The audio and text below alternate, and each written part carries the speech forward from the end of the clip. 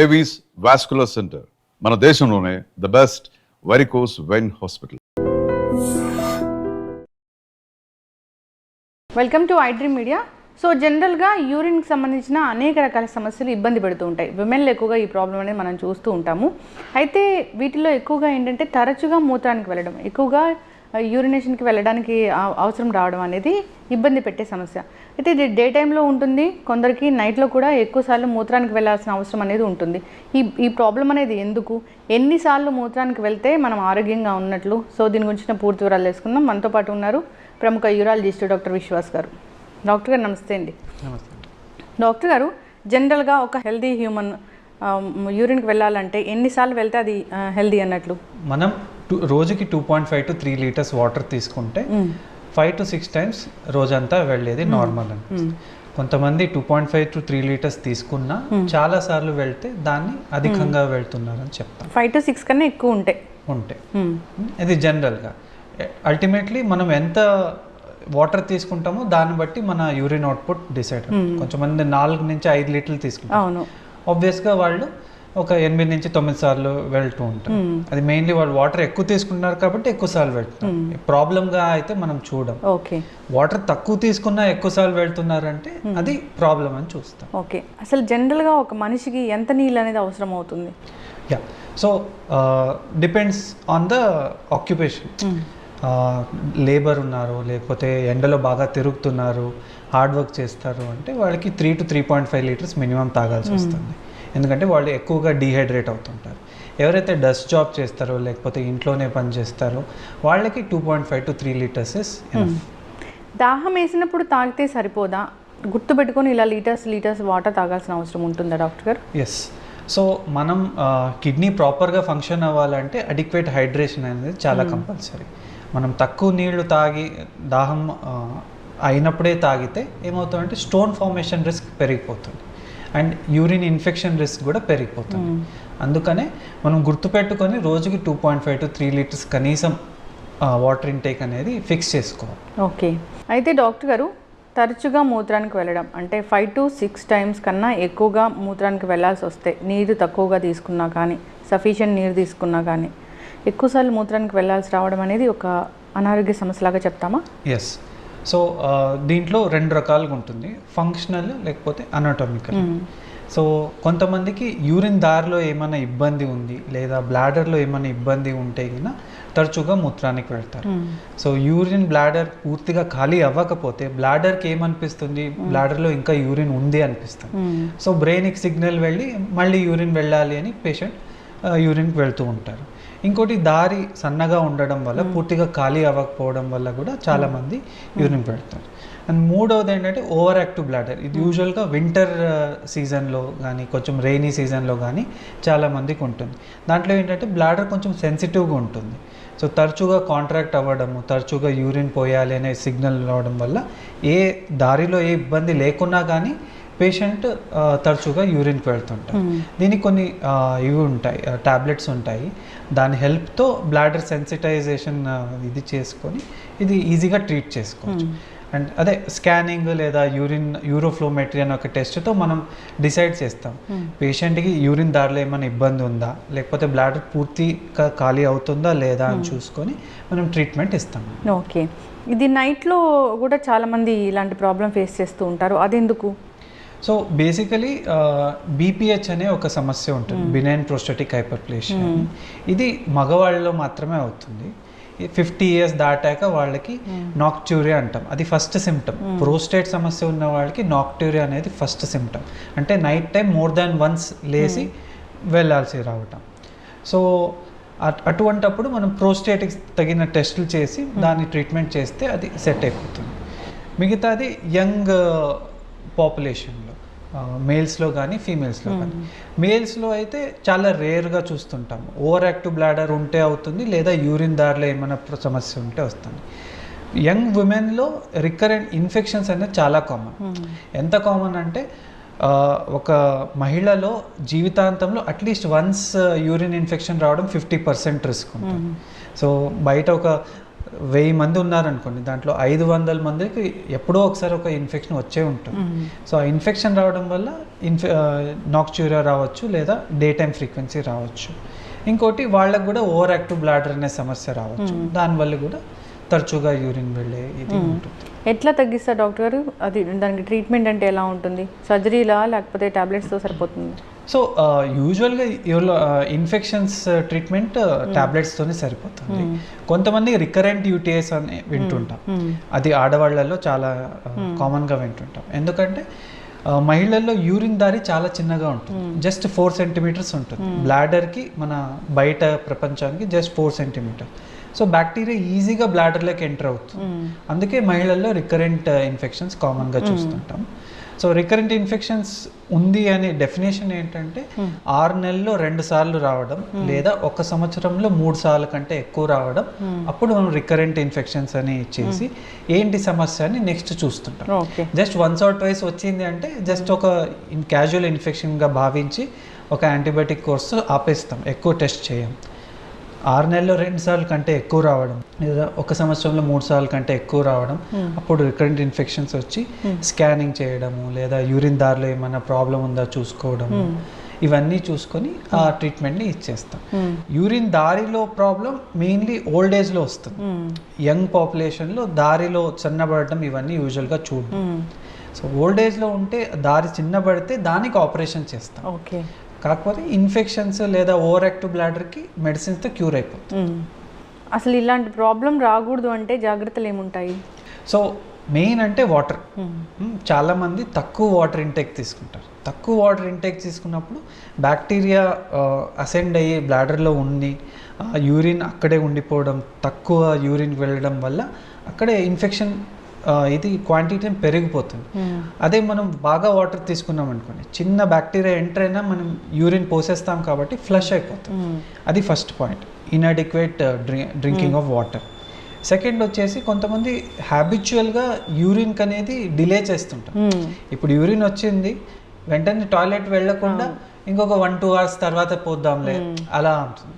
అలా కొంతమంది హ్యాబిచువల్గా చేస్తారు. ఇంకొంతమంది తమ ప్రొఫెషన్కి అనుగుణంగా, అంటే డ్రైవర్స్ కానీ లేదా మార్కెటింగ్ ఫీల్డ్ వాళ్ళు కానీ, వాళ్ళ ప్రొఫెషన్ ఎక్కడ పడితే అక్కడ వాళ్ళు యూరిన్ వెళ్ళలేరు. సో వాళ్ళు హ్యాబిచువల్గా ఇప్పుడు మార్నింగ్ వెళ్ళామంటే నెక్స్ట్ ఆఫ్టర్నూన్ లేదా ఈవినింగ్ ఇలా డిలే చేసుకుంటారు. అలాంటి వాళ్ళకు కూడా ఈ బ్యాక్టీరియా అనేది ఒకసారి ఎంటర్ అయ్యి అలా డిలే అవ్వడం వల్ల గ్రో అయిపోతుంది. అది ఒకటి. ఇంకోటి ఆఫ్టర్ సెక్స్, మహిళల్లో సెక్స్ తర్వాత యూజువల్గా యూరిన్ పోయాలని అడ్వైస్ చేస్తాం. కొంతమంది పోయకుండా ఉంటే అది హస్బెండ్ నుంచి ఏమైనా ఇన్ఫెక్షన్ వస్తే అది ఉండిపోతుందండి. ఇది. అండ్ 4వది ఏంటంటే మోషన్ అయ్యాక కొంతమంది క్లీనింగ్ హ్యాబిట్ డిఫరెంట్గా ఉంటుంది. మోషన్ హోల్ అనేది, ఏనస్ అనేది వెనక పక్క ఉంటుంది, అక్కడ బ్యాక్టీరియా ఎప్పుడూ ఉంటుంది. సో అక్కడి నుంచి మనం ముందుకి వాష్ చేసుకుంటే అక్కడ ఉండే బ్యాక్టీరియా మనం యూరిన్ దారికి తెస్తున్నాం. సో ఆ హ్యాబిట్ని మనం మానుకోవాలి. చక్కగా చెప్పారు డాక్టర్ గారు. ఈ టిప్స్ అందరూ ఫాలో అవ్వాలని కోరుకుందాం. అయితే చాలామందికి యూరిన్ వెళ్ళేటప్పుడు ఇప్పుడు మెన్ కానీ ఉమెన్ కానీ నొప్పిగా అనిపిస్తుంది అంటారు. అది ఎందుకు? అది దీనివల్లేనా, ఇన్ఫెక్షన్ వల్లేనా, లేకపోతే ఇంకా ఏదైనా సపరేట్ కారణం ఉంటుందా? ఎస్. సో కొంతమందికి మెన్లో క్రానిక్ ప్రోస్టటైటిస్ అనే సమస్యను చూస్తుంటాం. ముఖ్యంగా యంగ్ పాపులేషన్లో ఈ నడుమ క్లినికల్ ప్రాక్టీస్లో చాలామంది వస్తారు. సో ఈ క్రానిక్ ప్రోస్టటైటిస్ అంటే మోర్ దెన్ 3 months ఇన్ఫెక్షన్ అక్కడ ఉండిపోవడం. సో దీన్ని ట్రీట్ చేయడం కష్టం, ఎందుకంటే అక్యూట్ ఇన్ఫెక్షన్స్కి ట్యాబ్లెట్ ఇచ్చేస్తే క్లియర్ అయిపోతుంది. క్రానిక్ అంటే అక్కడ బ్యాక్టీరియా ఉండిపోతుంది. సో ప్రోస్టేట్లో రక్త సరఫరా కూడా చాలా తక్కువ ఉంటుంది. సో మనం ఇచ్చిన యాంటీబయాటిక్ కూడా చాలా తక్కువగా వెళ్తుంది కాబట్టి ఈజీగా ట్రీట్ చేయడం కష్టం. సో దానివల్ల మంట లేకున్నా కానీ కాన్స్టెంట్గా పెయిన్ ఉండడం చూస్తుంటాం. కానీ మహిళల్లో ఇది చాలా తక్కువగా చూస్తుంటాము. వాళ్ళలో కూడా ఒక రేర్ ఎంటిటీ ఉంటుంది, బ్లాడర్ పెయిన్ ఇంటర్స్టిషియల్ సిస్టైటిస్ అని వింటుంటాం. అది కొంచెం 30s 40s దాటాక వస్తుంది. ఇది కూడా మంట లేకుండా, ఇన్ఫెక్షన్ లేకుండా పెయిన్ ఉండే అవకాశాలు ఉంటాయి. ఓకే డాక్టర్ గారు, యూరినరీ బ్లాడర్ అనేది హెల్తీగా ఉందా లేదా తెలుసుకోవాలంటే టెస్ట్లకు వెళ్ళాల్సిందేనా? సో యూరినరీ బ్లాడర్ హెల్తీగా ఉంది అంటే జస్ట్ ఒక యూరిన్ టెస్ట్ చేస్తాం. యూరిన్ టెస్ట్లో అన్నీ చాలా పారామీటర్స్ ఉంటాయి. గ్లూకోజ్ ఉంటుంది, బైల్ ఉంటుంది, బ్యాక్టీరియా ఉంటుంది. సో మీకు షుగర్ ఉందా లేదా మనం యూరిన్ టెస్ట్లో తేల్చుకోవచ్చు. లివర్ బాగా పనిచేస్తుందా లేదా యూరిన్ టెస్ట్లో చేసుకోవచ్చు, ఇన్ఫెక్షన్ ఉందా లేదా యూరిన్ టెస్ట్లో చేసుకోవచ్చు. సో ఒక చిన్న యూరిన్ ఎగ్జామినేషన్తో చాలా విషయాలు బాడీ కరెక్ట్గా ఉందా లేదా తెలుసుకోవచ్చు, మరి బ్లాడర్ హెల్తీగా ఉందా లేదా తెలుసుకోవచ్చు. మరి ఒక చిన్న అల్ట్రాసౌండ్ స్కానింగ్లో కూడా మనకి బ్లాడర్ హెల్త్ అనేది చక్కగా తెలిసిపోతుంది. ఓకే, ఇప్పుడు హోమ్ రెమెడీస్ కూడా పాటిస్తుంటారు చాలామంది యూరిన్ ఇన్ఫెక్షన్ వచ్చినప్పుడు, పనిచేస్తాయా డాక్టర్ గారు? సో హోమ్ రెమెడీస్లో క్రాన్బెర్రీ జ్యూస్ అనేది కొన్ని స్టడీస్లో పనిచేస్తుందని మనం చూస్తాము. సో మనం మెయిన్గా వాటర్ ఇంటేక్ సరిగ్గా చేసుకుంటే మనకి వేరే ఏ రెమెడీ అవసరం లేదు. అవును, that is the main important. ఎక్కువగా తీసుకోకూడదు, అట్లా తక్కువగా తీసుకోకూడదు. కరెక్ట్.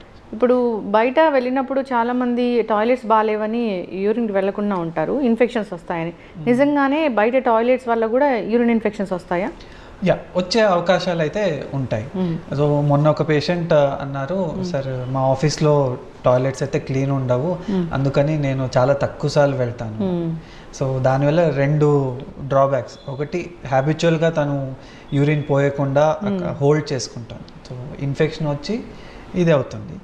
ఇంకొకటి, టాయిలెట్స్ బాగా లేకపోతే they have to do some other thing. So you have to find toilets అనేవి సరిగా లేకపోతే ఇన్ఫెక్షన్ అనేది ఖచ్చితంగా వస్తుంది. హైజీన్ కరెక్ట్గా లేకపోతే బ్యాక్టీరియా డెఫినెట్గా మన థైస్ కానీ యూరిన్ దారి దగ్గర వచ్చే అవకాశం ఉంటుంది. సో ఐదర్ హైజీన్ ఉండే టాయిలెట్ చూస్ చేసుకోవాలి, లేదా ఫ్రీక్వెంట్గా వాటర్ తీసుకొని యూరిన్ చేస్తూ ఉండాలి. అయితే ఇప్పుడు తరచుగా యూరిన్ ఇన్ఫెక్షన్స్ వస్తున్నాయంటే అది కిడ్నీ మీద కూడా ప్రభావం చూపిస్తుందా? కరెక్ట్. సో దీన్ని అసెండింగ్ ఇన్ఫెక్షన్స్ అంటాం, అంటే కింద నుంచి పైకి వెళ్తుంది. ఫస్ట్ యూరిన్ దారిలో నుంచి బ్లాడర్లోకి వెళ్ళి బ్లాడర్ అంతా కొలనైజ్ అయ్యాక నెక్స్ట్ కిడ్నీ వైపే అవి పైకి వెళ్తాయి. సో అప్పుడు మనకి సిస్టమిక్ ఇది సిమ్టమ్స్ వస్తాయి, అంటే ఫీవర్ రావడము లేదా పెయిన్ రావడము అవన్నీ ఉంటాయి. అప్పుడు ఇది ఏదైతే ఓపీడీ బేసిస్లో మనం ట్రీట్ చేస్తామో యూరిన్ ఇన్ఫెక్షన్స్, కిడ్నీ వచ్చినప్పుడు హాస్పిటలైజేషన్ అవ్వాల్సి వస్తుంది, ఎందుకంటే అది కొంచెం సీరియస్ ఇన్ఫెక్షన్స్. అంటే అది కిడ్నీని ఎంత డ్యామేజ్ చేసింది అనేది తెలుసుకోవచ్చా డాక్టర్ గారు? సో ఒక్కసారి ఇన్ఫెక్షన్ వస్తే కిడ్నీగా మేజర్గా డ్యామేజ్ అయితే అవ్వదు, కానీ రికరెంట్గా మళ్ళీ ఇన్ఫెక్షన్ వస్తుంటే కిడ్నీ ఖచ్చితంగా డ్యామేజ్ అవుతుంది.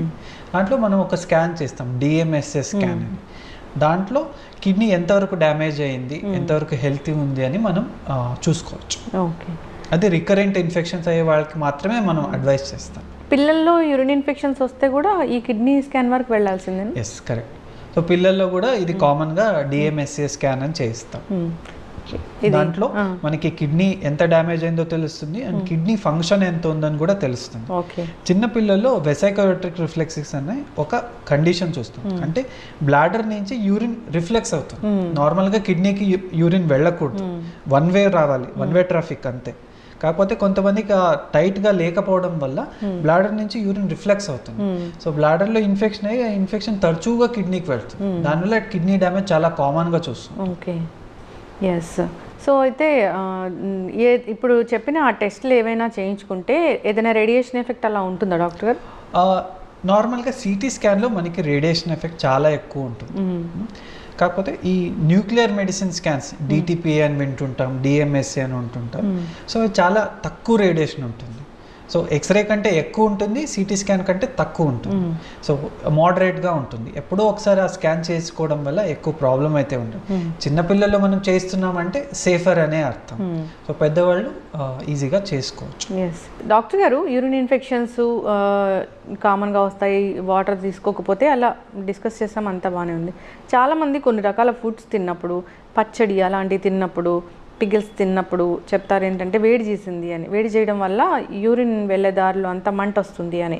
అది అంటే ఏమంటారు డాక్టర్ గారు మెడికల్ టర్మినాలజీలో దాన్ని? సో కొంతమందికి ఫస్ట్ ఆఫ్ ఆల్ కొన్ని ఫుడ్స్తో సెన్సిటివ్గా ఉంటారు. బ్లాడర్ కూడా ఒక ఆర్గన్ కాబట్టి కొన్ని ఫుడ్స్తో సెన్సిటివ్గా ఉంటుంది. కామన్ ఫుడ్స్ ఏంటంటే tea, coffee, spicy foods. So ఇలాంటి ఫుడ్స్ తీసుకున్నప్పుడు బ్లాడర్ సెన్సిటివిటీ ఎక్కువ అయ్యి కొంచెం తరచుగా వెళ్ళడము లేదా వేడిగా యూరిన్ వెళ్ళడము ఇలా అవుతుంది. అండ్ దానికి తోడు పేషెంట్ తక్కువ నీళ్ళు తాగుతున్నారంటే యూరిన్ ఎల్లోగా వెళ్ళడము, వేడిగా వెళ్ళడము చూస్తుంటాం. సో మనం ఏదైతే ఫుడ్స్ని ఐడెంటిఫై చేసుకుంటే లేదా వాటర్ బాగా తాగితే మనం ఈ వేడి చేసే ప్రాబ్లమ్ని మనం అరికట్టవచ్చు. ఓకే, చక్కటి ఇన్ఫర్మేషన్ డాక్టర్ గారు. ఇంకొకటి ఏంటంటే యూరిన్ వెళ్ళినప్పుడు చాలా బబుల్స్ వస్తుంటాయి, బుడగలు లాగా వస్తుంటాయి, నురుగు వస్తూ ఉంటుంది అంటారు. అది ఏమైనా సీరియస్ ప్రాబ్లమా? సో కొన్నిసార్లు నురగ రావడం అంటే మనం ఎప్పుడో ఒకసారి నురగ రావడం లేదా యూరిన్ ఫోర్స్గా పాస్ చేసిన నురగ రావడం అది నార్మలే చూస్తాం. కాకపోతే కొన్నిసార్లు ప్రోటీన్ లాస్ అయినప్పుడు కూడా మనకి నురగ రావడం ప్రాబ్లం ఉంటుంది. సో అలాంటప్పుడు మనం యూరిన్ టెస్ట్ చేయించుకుంటే అది నార్మల్ నురగ లేకపోతే ఏమైనా స్టార్టింగ్ స్టేజ్లో మనం ఉందా అని మనం చూసుకోవచ్చు. ప్రోటీన్ లాస్ ఎవరిలో అవుతుంది అసలు? So protein loss kidney problem వల్ల అవుతుంది. కిడ్నీ నార్మల్గా ప్రోటీన్ ఫిల్టర్ చేస్తుంది. సో కిడ్నీలో ఏమైనా ప్రాబ్లం ఉంటే ఆ ఫిల్టర్ బదులు ప్రోటీన్ లాస్ అయిపోతుంది. సో అది మనం యూరిన్ టెస్ట్లో అర్లియస్ట్ స్టేజ్లో మనం చూసుకోవచ్చు. అంటే ఇప్పుడు ఆ నురగ వచ్చింది అనేది నార్మల్ దానికి అబ్నార్మల్ దానికి తేడా ఉంటుందా డాక్టర్ గారు? ఇంతసేపు వరకు ఉంటుంది నురగ, అట్లా ఏమైనా చెప్తారా? అంటే రోజు పేషెంట్కి నురగ వస్తుందంటే అది ఖచ్చితంగా అబ్నార్మల్. ఓకే, సో అలాంటప్పుడు మనం యూరిన్ టెస్ట్ చేసుకొని ప్రోటీన్ లాస్ ఏమైనా ఉందా చూసుకొని చేసుకుంటాం. యూరిన్ టెస్ట్కి ఇచ్చేటప్పుడు కూడా అంటే ల్యాబ్కి వెళ్ళి ఇస్తే సరైన టెస్ట్ వస్తుందా, లేకపోతే మనం ఇంటి దగ్గర ఉండి ఇచ్చిన సరైన టెస్టే వస్తుందా? Yes, good question. So basically urine test ఇవ్వడంలో కూడా కొన్ని ప్రికాషన్స్ తీసుకోవాలి. ఇది చాలా ల్యాబ్స్లో చెప్పరు, అవన్నీ ఉంటాయి. ఏంటంటే mid stream clean catch urine అని చెప్తాం మెడికల్ భాషలో. మిడ్ స్ట్రీమ్ అంటే యూరిన్ పోసిన అర్ధ భాగంలో వచ్చే యూరిన్ శాంపుల్నే ఇవ్వాలి. స్టార్టింగ్ శాంపుల్లో ఇస్తే కన్నా చాలా అబ్నార్మాలిటీస్ వస్తాయి, మనం కరెక్ట్గా ఇంటర్ప్రిట్ చేయలేము. అందుకని ఎప్పుడు యూరిన్ ల్యాబ్లో యూరిన్ టెస్ట్ ఇచ్చేటప్పుడు స్టార్టింగ్ యూరిన్ శాంపుల్ని డిస్కార్డ్ చేసి మధ్యలో వచ్చే యూరిన్నే తీసుకోవాలి. అండ్ యూరిన్ ఇచ్చేటప్పుడు కూడా అక్కడ ఏరియాని క్లీన్ చేసుకొని ఇవ్వాల్సి వస్తుంది. సో అలాంటప్పుడు మనకి కరెక్ట్ రిపోర్ట్స్ వస్తాయి. ఇంకోటి ఈ యూరిన్ ఎగ్జామినేషన్ అనేది with in half an hour ల్యాబ్లో మనం the doctor who is examining చూస్తారు. సో ఇంటి దగ్గర ఇచ్చిన శాంపుల్ ల్యాబ్కి కొంచెం లేట్గా వెళ్ళింది లేదా టెంపరేచర్ ఎక్కువ ఉంది, ఇప్పుడైతే ఓకే. సో ఎండాకాలంలో టెంపరేచర్ ఎక్కువ ఉంటుంది కాబట్టి ల్యాబ్కి వెళ్ళే టైం ఎక్కువ అయిపోతే చాలా పారామీటర్స్ అది వేరీ అవుతాయి. సో ఎప్పుడు ఇచ్చినా ల్యాబ్లో ఇవ్వడం బెస్ట్. లేదా ఇంట్లో ఉంది అంటే త్వరగా ల్యాబ్కి చేరుతుంది అంటే మనం ఇంట్లో ఇవ్వచ్చు. ఓకే, ఎస్, చక్కటి ఇన్ఫర్మేషన్ డాక్టర్ గారు. యూరిన్ ఇన్ఫెక్షన్ తరచుగా మూత్రానికి వెళ్ళడానికి అవసరం రావడం అనేది అదొక ప్రాబ్లమే. సో 5 to 6 times కన్నా ఎక్కువగా ఫ్రీక్వెంట్ యూరినేషన్ ఉంటే కనుక ఖచ్చితంగా డాక్టర్ని సంప్రదించాల్సింది. చాలామంది యూరిన్ హోల్డ్ చేయడము, ఇన్ఫెక్షన్ వచ్చినా కానీ ఆ ట్యాబ్లెట్స్ అవి ఇవి వాడుతూ ఉంటారు.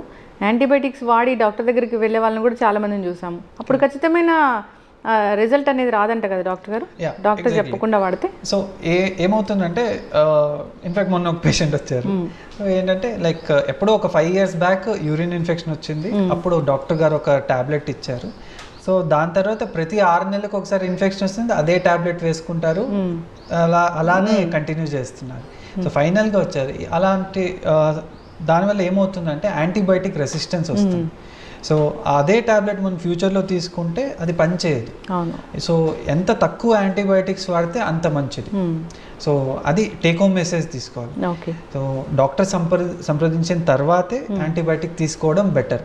డైరెక్ట్గా మెడికల్ షాప్కి వెళ్ళి తీసుకోవడం అంత కరెక్ట్ కాదు. ఎస్, యూరిన్ కలర్ చేంజ్ అయినా కానీ, యూరిన్లో నురగ లాంటిది వస్తున్నా, ఫ్రీక్వెంట్ యూరినేషన్ ఉన్నా కానీ ఒకసారి డాక్టర్ని సంప్రదించాలని కోరుకుందాం డాక్టర్ గారు. అందరూ హెల్దీ లైఫ్ స్టైల్ మెయింటైన్ చేయాలి. వాటర్ అనేది ఎక్కువగా తీసుకోకూడదు, అలానే తక్కువగా తీసుకోకూడదు. సో మెయింటైన్ చేస్తూ హెల్దీగా ఉండాలని కోరుకుందాం. చాలా చక్కటి ఇన్ఫర్మేషన్ అండి, ధన్యవాదాలు. Thank you. And for more videos, please subscribe to iDream. Please subscribe to iDream. Please subscribe iDream. And please subscribe to iDream. For more videos, subscribe to iDream. please like, share and subscribe to the channel. Congratulations, iDream. Subscribe to iDream. Subscribe to iDream. So subscribe to iDream Media. iDream team andarki huge congratulations. Please subscribe iDream Media. Please subscribe to iDream.